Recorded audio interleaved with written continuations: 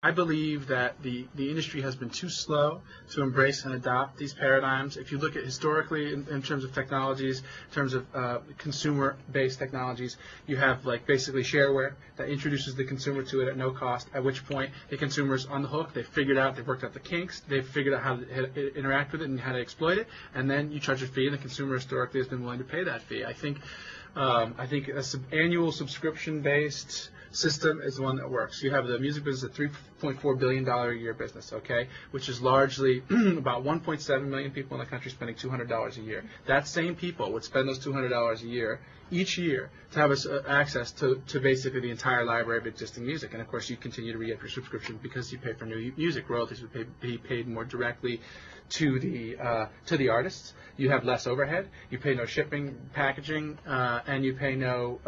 There's this mammoth amount of executives at music companies that are glomming off a lot of that money. I believe that paradigm is the most effective, productive. That's the paradigm that Adam Smith would most want. I think there are inefficiencies in the market now, and I think they're being worked out. And I think file sharing is pushing the industry toward that balance because it's because of its availability right now.